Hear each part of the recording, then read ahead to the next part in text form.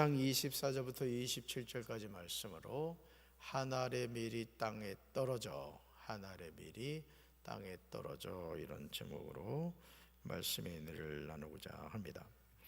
여러분, 예수님이 이 세상에 오신 이유는 죄인들을 구원하시기 위해서 오셨죠. 예수님은 이 세상에 피서 오신 게 아닙니다. 그래서 마태복음 1장을 보면 이는 자기 백성의 죄를 짊어지려고 오셨다, 이런 그 설명을 하죠.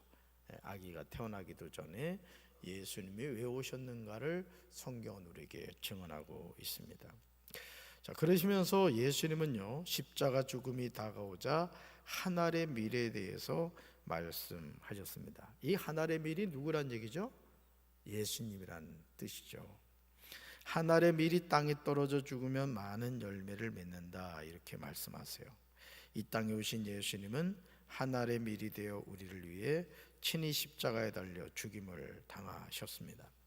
그러니까 여러분, 예수님이 이 세상에 오셔서 죄인된 우리를 구원하시려고 십자가를 지었다. 그리고 당신 예수님의 생명을 주시고 우리를 구원해 주신 거예요. 이거를 전가라고 하죠, 그죠?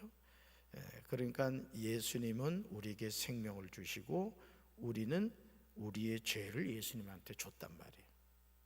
이 불공정 거래잖아요, 그죠? 예수님은 생명을 주셨는데 우리는 예수님한테 뭘 드렸다고요?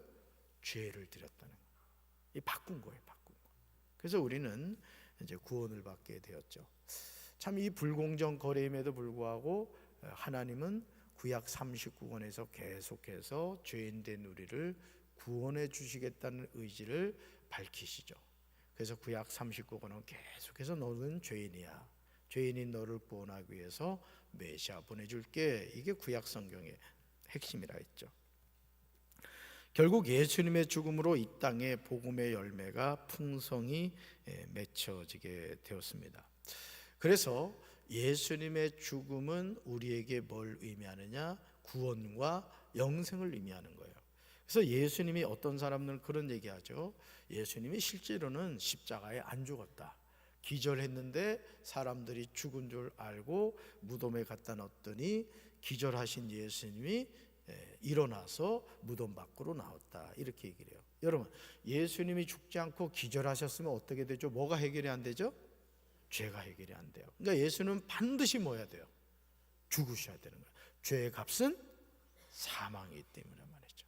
그러니까 여러분들이 이런 성경의 기본적인 말씀을 잘 이렇게 꿰어 가시면은, 아, 예수님은 기절한 게 아니라 죽으셨고 반드시 죽으셔야만 내 죄의 문제가 해결받았다라는 것을 알게 되죠. 자, 질문 볼까요? 자, 그렇다면 많은 열매를 맺으려면 어떻게 합니까? 라는 거예요, 그죠? 한 알의 밀이 땅에 떨어지면 많은 열매를 맺는다고 했잖아요, 그죠? 자, 많은 열매를 맺으면 첫째 어떻게 된다고요? 같이 읽습니다. 내가 죽어야 합니다. 자, 좌우에 계신 분들과 인사합시다. 내가 죽어야 한대요. 네. 여러분, 유월절을 맞아 예루살렘에 온 헬라인 몇 사람이 예수님 뵙기를 원하여 빌립을 찾아옵니다. 빌립은 이 사실을 안드레와 함께 예수님께 말씀을 드리는데, 이 이야기를 들으신 예수님이 하신 말씀이 뭐냐? 인자가 영광을 받아야 될 때가 왔다 하시면서 이제 한 알의 밀에 대한 말씀을 하십니다. 하나님을 믿는 삶이란 뭐냐? 한 알의 밀이 되어 땅에 떨어져 죽는 것이라고 하십니다. 예수님은 그렇게 십자가에 죽으셨어요. 이번에 사실은 참 여의도 면적에 엄청난 적이라고 하는데, 이번에 의성에서 시작된 그 불이 어떻게 난지 아시죠? 50대 되는 성묘객이 그 성묘를 가가지고 어떻게 불이 난 거예요. 어쨌든 담배 피다 그랬는지 어쨌든 그 불이 났는데, 그 묘지 있는 그 장소가 바람이 엄청 센 장소라는 거예요. 그러니까 불이 붙으면서 그 불씨가 그냥 날아가 버린 거죠. 그러니까 여러분, 한 사람의 이 영향력이라는 게 무서운 겁니다. 결국 그래서 30여 명이 넘는 무고한 사람들이 목숨을 잃었잖아요. 그리고 영덕인가요? 거기는 마을 자체가 쑥대밭이 됐더라고요. 그러니까 긍정적인 의미에서의 한 사람의 역할과 부정적인 의미에서의 한 사람의 역할은 이렇게 차이가 나는 겁니다. 이렇게. 결국 오늘 우리가 하나님을 믿는 사람 믿는 삶이란 뭐냐? 하늘의 밀이 되어 땅에 떨어져 죽는 것이라는 거죠. 여러분, 오늘 이 우리나라의 복음이 전해지기 위해서도요, 수많은 선교사들이 목숨을 잃었습니다. 그래서 우리 교회 학교에서는 꼭 가봐야 될 때가 그 서울 양화진 외국인 묘지예요. 내리교회 있을 때 제가 처음으로 가봤습니다만, 아펜젤러 선교사님 그 묘지 때문에 이제 갔었습니다만은, 여러분 그 양화진 묘지를 가보면요, 나이 차서 죽은 선교사들이 많잖아요. 심지어는 그 선교사님의 어린 아기들이, 그 아기들 묘지도 있어요. 묘지도. 이게 부모님 잘못 만나가지고 조선 땅에 와가지고 말이죠, 꽃도 못 피워보고 그 선교사 자녀들이 목숨을 잃은 거예요. 여러분, 그 아이들의 죽음, 선교사님들의 죽음이 헛되게 되었습니까? 오늘 저와 여러분이 이 자리에 앉아 있는 것은 양화진 그 묘지에 있는 그 선교사님들의 생명, 그 어린 아이들의 생명의 핏값으로 우리가 이 자리에 앉아 있는 거라고요. 아멘이십니까? 그러니까 여러분, 한 사람이 예수님으로 구원받는다는 게 쉽진 않아요. 그래서 이번 주도 권사님이, 어떤 권사님이 저한테 이제 전도를 하시려고 이렇게 좀 기도하시면서 애쓰시는 권사님이신데, 무슨 말씀을 하셨냐면은 이제 전도 대상자 되신 분한테 이제 성경을 이렇게 2권을 사다 드렸다는 거예요. 여러분, 성경 한 권이 아무리 적게 나가도 3만 원이 넘습니다. 2권이면 6만 원이 넘잖아요. 그러니까 영혼을 구원하겠다는 마음이 앞서니까 그런 성경도 사가지고 이제 전달을 하셨다는 거예요. 제가 그 문자를 받으면서 얼마나 마음이 기쁜지. 또 어떤 권사님은 또 떡을 이제 내겠다고 또 그렇게 말씀을 하시고. 그러니까 여러분, 하나님의 자녀로 우리는 부정적인 의미에서의 하나리 되면 안 돼요. 긍정적인 의미의 하나리 되어야 될 줄로 믿습니다. 남을 해꾸지하고 이렇게 이번에 그 산불을 내고 그런 역할이 아니라 한 사람의 영혼을 살리고 조국을 살리는 그런 역할을 해야 되는 거예요. 할렐루야. 그래서 미래 죽음은요, 끝이 아니라 새로운 시작이라는 것이죠. 나의 고집과 아집이 죽을 때 내 안에서 성령님이 일하시는 새로운 역사가 시작되죠. 하나님이 원하시는 열매를 많이 거두려면 예수님처럼 하늘의 밀이 되어 우리가 먼저 십자가에서 죽어야 돼요. 그래서 사실은요, 우리 어머니, 여기 계신 우리 권사님들 세대만 해도 사실은 거의 죽어 살았죠. 그렇죠? 우리 어머니 세대들 거의 죽어서 살았어요. 남편이 하는 게 못마땅해도 그냥 자식들 바라보면서 그냥 인내하면서 견뎌오셨죠. 그러면서 가정을 지켜갔던 거예요. 그러한 어머니들의 희생이 있었기 때문에 오늘 우리가 있을 수 있었던 거예요. 여러분, 마찬가지입니다. 우리 교회도 마찬가지예요. 이 교회가 121년이에요. 121년의 역사를 가진 이 교회가 여기까지 올 수 있었던 것은 여러분을 포함한 수많은 성도들의 희생이 있었기 때문입니다. 아멘이십니까? 앞으로 저와 여러분이 하늘의 밀이 되어 우리 교회를 아름답게 세워가는 충성된 일꾼들이 되기를 주님의 이름으로 축원합니다. 죽어야 열매를 거두는 거예요. 가정에서도 마찬가지예요. 남편이 죽어야 가정이 살고, 아내가 죽어야 가정이 살고, 부모가 죽어야 자녀들이 사는 거예요. 아멘이십니까? 그럴 때 아름다운 가정이 회복되고, 교회도 마찬가지예요. 담임 목사가 죽어야 되는 거예요. 우리 중직들이 죽어야 되는 거예요. 그럴 때 우리 교회가 아름다운 교회로 세워져 가게 될 줄로 믿습니다. 자, 둘째 볼까요? 둘째, 많은 열매를 맺으려면 어떻게 합니까? 둘째, 같이 읽습니다. 섬기는 삶을 살아야 합니다. 첫째가 뭐죠? 내가 죽어야 되고, 두 번째는요, 섬기는 삶을 살아야 된다 이거예요. 하나님의 아들이신 예수님은요, 하늘의 밀이 되어 죽으려고 하늘의 영광을 보려고 이 땅에 오셨어요. 우리 예수님은 세상에서 가장 누추하고 더럽고 냄새나는 구유에서 태어나셨죠. 여러분, 이것도 우리가 그냥 남의 얘기처럼 이렇게 받아들이니까 그렇지, 여러분, 예수님이 누구 아들이에요? 하나님 아들이잖아요. 하나님의 독생자잖아요. 왜 아들이라고요? 그럼 여러분이 하나님이라고 친다면 그 아들을 저 베들레헴 말구에서 태어나게 해야 돼요? 예루살렘 왕궁에서 태어나게 해야 돼요? 예루살렘 왕궁에서 태어나야 되죠. 그런데 문제가 있어요. 만약 예수님이 예루살렘 왕궁에 태어나셨다면 어떻게 될까요? 예수님의 구원의 범위 자체가 예루살렘 왕궁을 벗어날 수가 없게 되는 거예요. 그리고 어떤 생각을 가질까요? 낮고 천한 사람들이 생각할 때 예수가 우리 구원자라고? 아니 뭐 예루살렘 왕궁에서 태어나신 분이 우리같이 누추한 사람을 뭐 알겠어? 이런 반발이 생기겠죠. 그래서 하나님은 다 아셨던 거예요. 그래서 상상할 수 없는, 어떻게 보면 빈방이 없도록 하나님이 이미 예약을 다 해버리신 거예요. 전 그런 생각이 들어요. 여러분 아무리 그래도 그렇지, 여러분 산딸이 다 된 그 마리아가 말이죠, 잠깐 들어가서 애 낳을 방이 없다는 게 말이 됩니까? 인간 양심상. 근데 하나님이 그냥 여관방을 다 예매를 해버리신 거예요. 방이 없는 거예요. 어디서 낳았죠? 마국간. 아기 예수님을 어디다 누이셨죠? 말구에 누이신 거예요. 뭘 의미하죠?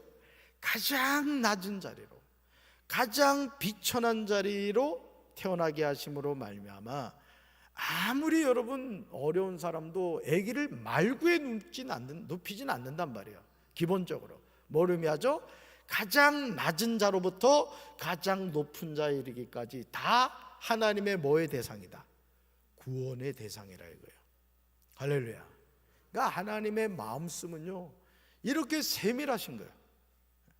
보잘것없는 베들레헴이라는 동네, 예루살렘이 아니라 베들레헴이라는 동네에서 아기 예수님이 마국간에서 태어나서 말구에 눕게 하심으로 모든 죄인들을 구원의 범위 안으로 받아들이신 거죠.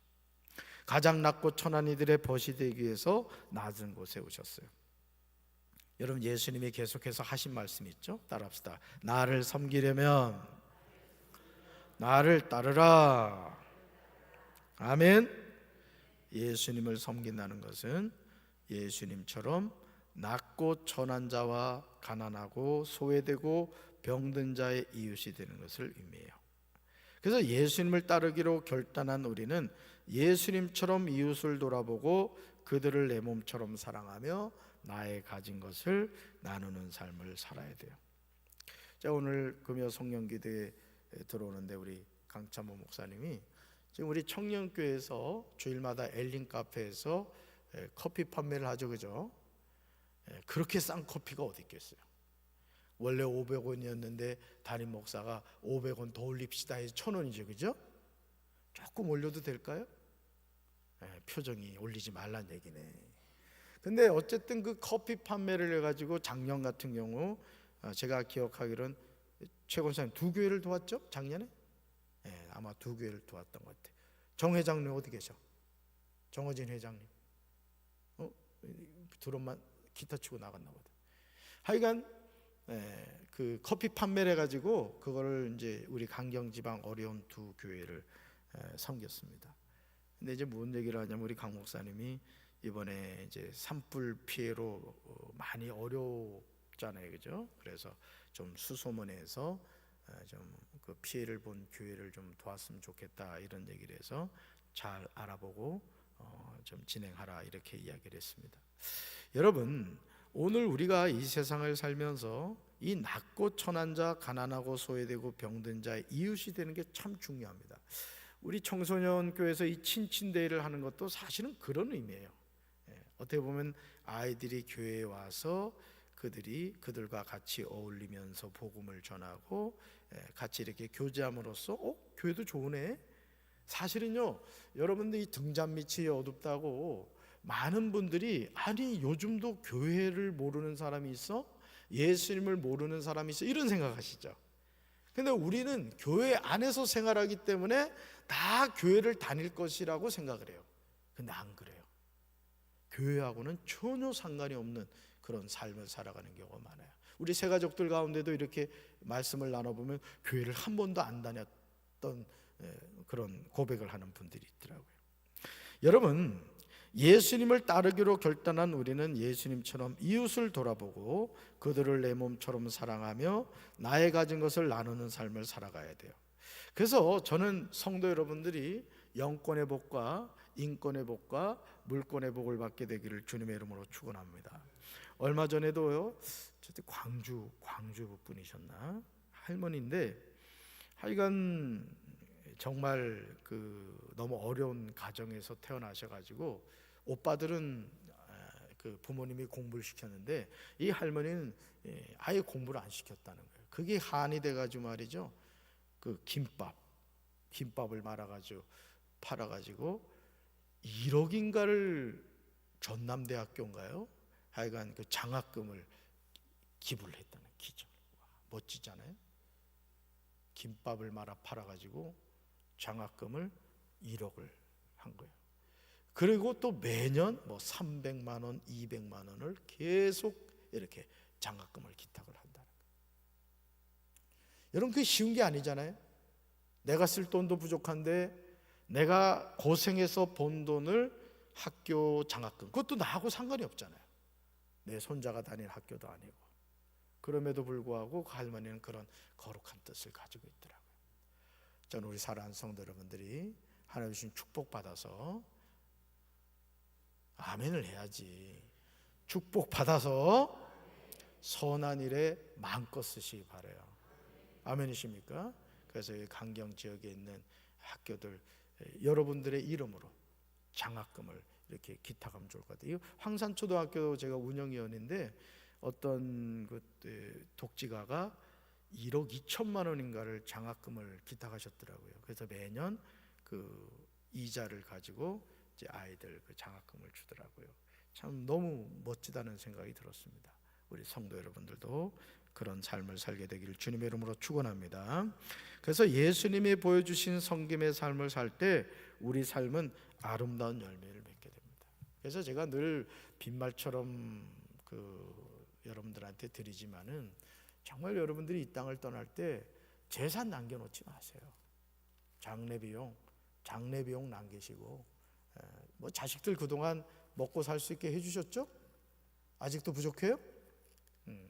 싹 정리하시고 장례 비용만 남기고 딱 정리하잖아요. 그럼 제가 예언을 하건대 형제 자매가 절대 싸우지 않습니다. 싸울 일이 없어요. 뭐 있어야 싸우지. 그러니까 여러분들이 그런 좀 지혜로운 인생의 마무리도 필요하다고 생각해요. 자, 셋째 볼까요? 셋째, 많은 열매를 맺으려면 어떻게 합니까? 셋째 같이 읽습니다. 하나님의 뜻을 따라 살아야 합니다. 아멘. 여러분, 예수님은 하나님의 뜻을 이루기 위해서 이 땅에 오셔서 십자가에서 죽임을 당하셨죠. 그러니까 여러분, 하나님의 뜻이 뭐예요? 아들이신 예수 그리스도를 통한 하나님의 뜻은 뭐예요? 너 세상에 가야 된다. 그리고 뭐 해야 된다? 십자가에서 죽어야 된다. 누구 죄 때문에? 저와 여러분의 죄 때문에. 여러분이 자녀라면 그 아버지의 말씀에 순종할 수 있겠습니까? 내가 지은 죄도 아닌데 그 다른 사람의 죄를 담당한다는 게 여러분 합리적으로 받아들이겠어요? 아마 도망갈걸요. 그런데 예수님은 아버지 말씀에 순종을 합니다. 여러분, 한국 선교 초기의 선교사들 역시 하나님의 뜻을 위해서 이제 희생하는 것을 보게 됩니다. 여기 보면 이제 맥켄지 선교사가 이제 소래 땅에서 이제 복음을 전한 그런 얘기가 나옵니다만은, 결국 이 맥켄지 선교사의 희생으로 한국 선교를 향한 열정을 불러일으키는 불씨가 되었다는 거죠. 여러분, 아펜젤러 선교사님도 원래 조선 땅에 복음을 전하려고 하지를 않았다는 거예요. 그런데 어느 모임에 갔는데 조선 땅에 선교사가 와야 됩니다라는 이야기를 듣고 원래 일본으로 갈려 있던 그 선교의 방향이 조선 땅으로 바뀌었다는 거죠. 그러니까 여러분, 오늘도 우리가 이 세상을 살면서 여러분 그 마케도니아 환상 기억하시죠? 와서 우리를 도우라. 원래 바울은 아시아의 복음을 전하고 싶었단 말이에요. 근데 성령이 자꾸 막으시는 거예요. 그러면서 어디로 가라 그러죠? 마케도니아로 가라 그럽니다. 그러니까 우리 인생도 그래요.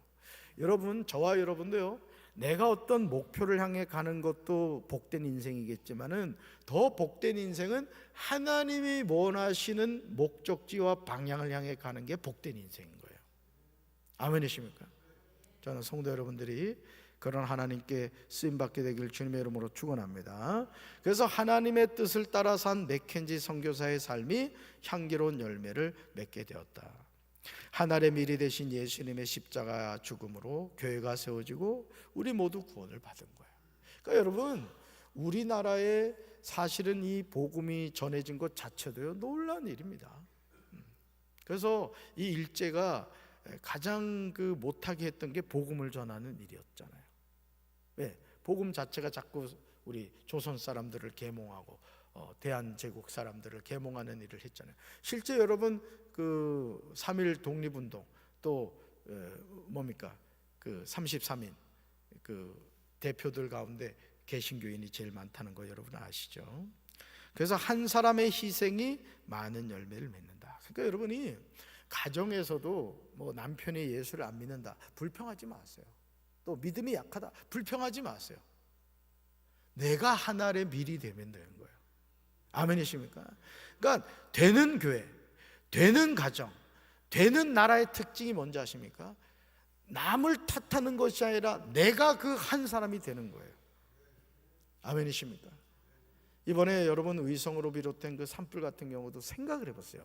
만약 그 한 사람이 이토록 많은 인명피해와 산천초목을 태웠을 것이라는 걸, 태우게 될 것이라는 걸 알았다면은 그런 방화를 냈겠습니까?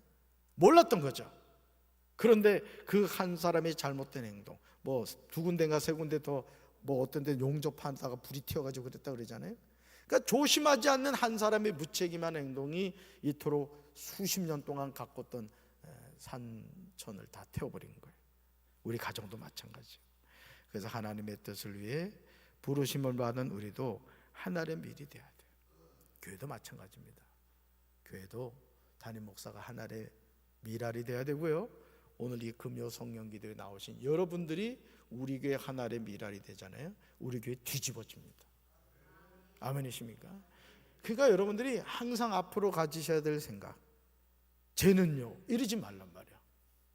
저부터요 제가 하나의 밀알이 되겠습니다. 이번에도 여러분 그 우리 대청소 봄철 맞이 대청소 했습니다마는 누가 그거 알아줍니까? 그런데도 열심히 이렇게 청소하시는 분들, 그분들이 교회를 세워가는 거예요. 여러분들이 그 한 사람 되시기 바랍니다. 그래서 하나님의 뜻을 위해 부르심을 받은 우리도 하나의 밀이 되어야 돼요. 우리가 땅에 묻혀 죽음으로써 맺은 수많은 열매를 하나님이 기쁘게 받으시는 거예요.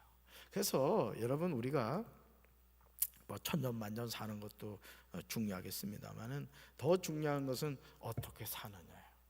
제가 우리 교회 부임해서 우리 장로님들한테 던졌던 그 아주 중요한 비전이 그거였어요.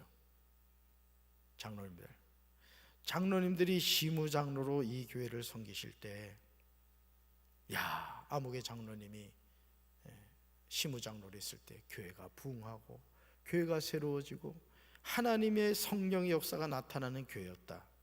장로님들 이런 소망 없으세요? 제가 그걸 던졌어요. 근데 장로님들이 그거를 아멘으로 받아들이신 거예요. 저 또한 강경제일감리교회 31대 담임 목사, 누가 알아줍니까 여러분? 여러분 28대 담임 목사 누군지 기억하셔? 19대 담임 목사 누군지 기억하셔? 안 하잖아. 31대 담임 목사 그 타이틀이 뭐가 중요하냐고요. 더 중요한 게 있죠. 박재진 목사가 담임 목사를 했을 때 교회가 새로워지고 성령이 역사하고 교회가 부흥하고 말이죠. 막 영혼들이 구름대와 같이 몰려드는 교회였다고 말이에요. 200주년 교회사를 쓸 때 말이에요. 그때 가장 하나님이 크게 역사하시는 교회였다. 이게 더 영광된 거잖아요. 그죠? 그렇게 쓰임 받읍시다. 따라합시다. 주여, 내가 하나의 밀이 되게 하옵소서. 아멘. 가슴에 손 얹읍시다. 사랑의 주님, 하늘의 밀이 땅에 떨어져 죽을 때 아무 의미가 없어 보일 때가 있습니다. 난 사람이 죽는다고 가정이 살아날까? 난 사람이 죽는다고 교회가 부흥할까? 난 사람이 죽는다고 우리나라가 바로 설까? 우리는 이런 회의 속에 빠져 살아갈 때가 많습니다. 그러나 우리 예수님이 이 땅에 오셔서 십자가에 죽으심으로 아담으로부터 이제까지 존재한 모든 사람들의 허물과 죄의 문제를 우리 예수님이 짊어지셨습니다. 오늘 우리가 나 하나쯤이 하는 생각이 아니라 나 하나부터 깨우기도 하게 하시고 사명자가 되게 도와주시고 영혼을 주께로 인도하여 별과 같이 빛나는 삶이 되게 하옵소서. 이 시간 우리가 뜨겁게 찬양하고 부르짖어 기도하다가 성령의 불을 받게 도와주시고 귀신이 쫓겨나게 하시고 병든 자가 치료되게 하시고 저주의 사슬이 끊어지게 하시고 축복의 통로가 회복되게 하옵소서. 예수님의 이름으로 간절히 축복하며 기도합니다.